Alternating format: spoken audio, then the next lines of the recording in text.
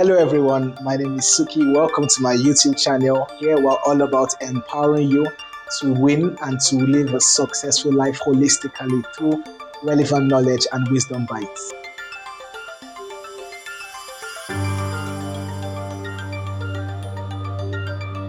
Okay, and the last but not least is the law of procrastination.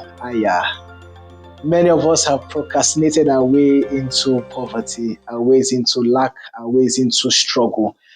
This procrastination is something that has started from right from when we were young, especially when people go to school. You have a coursework that is due in a month's time. For some reason, you just feel like you have all the time in the world, and then only maybe like a week to go, some 3 days to go. I've even seen people 2 days to go, a day to go. That's when they begin to work on it. The funniest one is the one where you have a whole year to do a coursework or a whole year to prepare for an exam. And instead of wisdom will tell you, do a bit every day, little drops of water make a full ocean. But no, I want to play, I want to have fun, I want to do what I want to do. And then all of a sudden, once the alarm bell start ringing, which means deadline days are approaching, all of a sudden it's as if we get so motivated. We now become supermen and superwomen. We go to the libraries, work all night, and it's amazing how much effort we are capable of doing in a short space of time. And the question I always ask is that if we're able to break that, streamline that energy level and make it spread across many days and weeks and months, don't you understand? Don't you see how excellent your results would have even been much more better if you are to go the way of maybe taking it one step at a time? But what am I trying to say? I'm saying that procrastination is something that we've started from while we were very young, and it has found its way to trickle into our lives today. Again, this is a message for people of different ages. So whether in school, whether you're in the marketplace, whether you're a father, a mother, this is something that can benefit you. Please and please, it's important to let us know that if you want to work in wealth, you want to work in prosperity, you must make up your mind to be rebellious to this law. This law of procrastination is time to, many of us are loyal to it. Many of us love it. Many of us, we almost even fellowship with it. We depend on it. We must make up your mind that from today, I'm going to be enemies with this law. This law has held me bound for so long. Let me tell you why. Do you know what happens with procrastination? Have you, if your eyes are able to be open to see how many opportunities you have missed by procrastination alone, many of us will be in tears. What do I mean by this? You see, if let's say you wanted to work on a business or you wanted to work on something, and in the loss of time and chance, maybe in the month of October or maybe in a few days, you're supposed to meet somebody who was supposed to work with you and partner with you. Do you know that by just deciding to sit in your home and say, let me watch football, let me watch a movie, let me just do this, when the day comes where you're supposed to meet the person that was supposed to be your business partner, guess what? The opportunity did not meet preparation. And then all of a sudden, the business does not fly, it does not work together.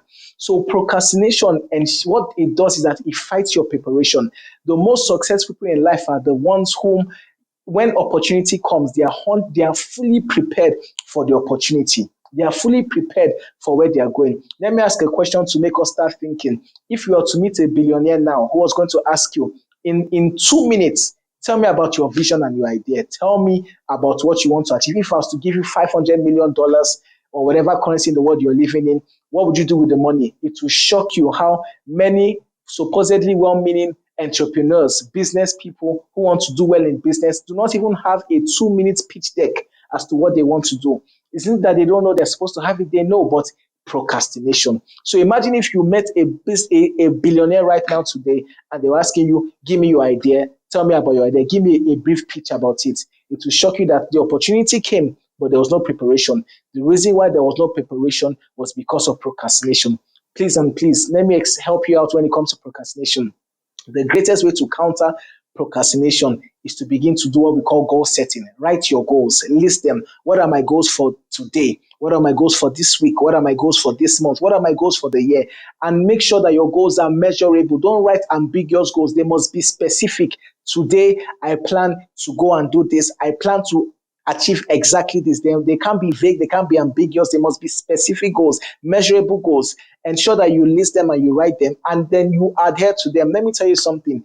If you cannot control one day, you can't control a year. If you can't control one whole day, then you have no business controlling a vision or a destiny. So it is that deep. If you cannot gain mastery over one day where you write your goals and you fulfill your goals, you review your goals, then how can you have the bigger things in life that will ensure for wealth and abundance? So please, goal setting is one of the major ways. Do not fight procrastination. Procrastination doesn't just feed into our laziness and slothfulness, but I don't want to go in deeper into psychology, but procrastination also comes from trauma.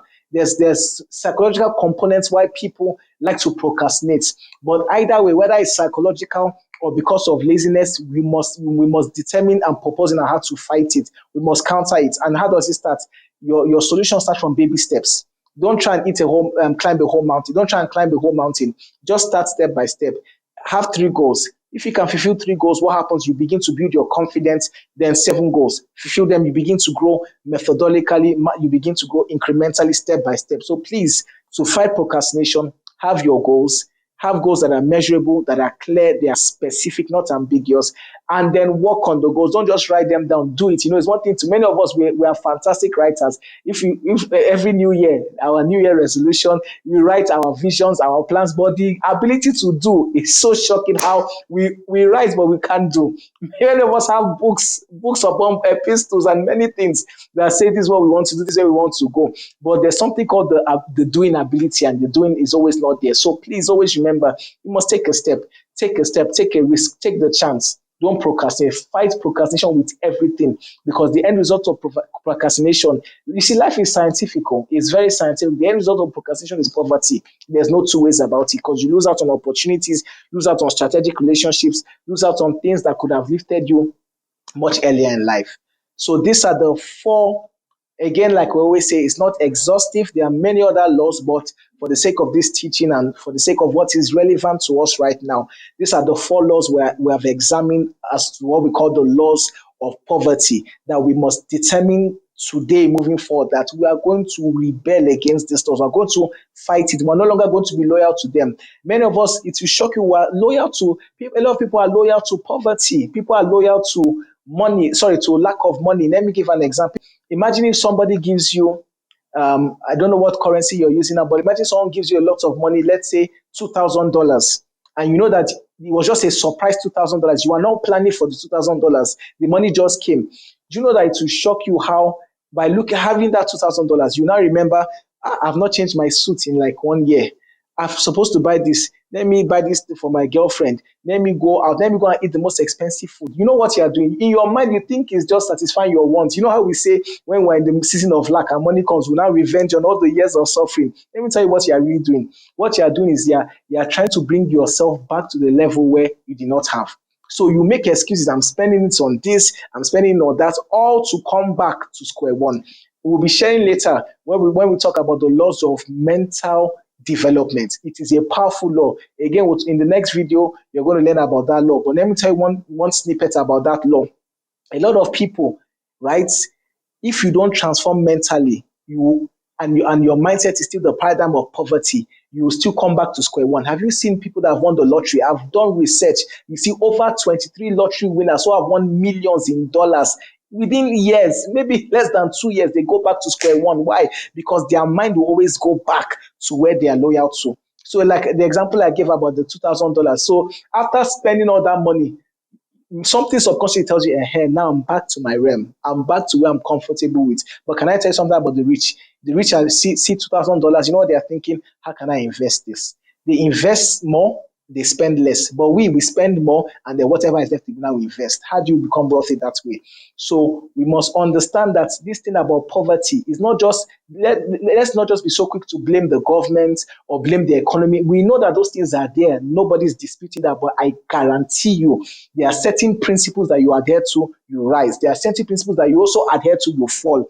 And so the first thing we're doing today is to, with light, begin to examine what are the principles of poverty. Let us fight them with everything. Let us not be loyal to them anymore. Let us make up our mind that we must change and we must do better and we must have successful lives.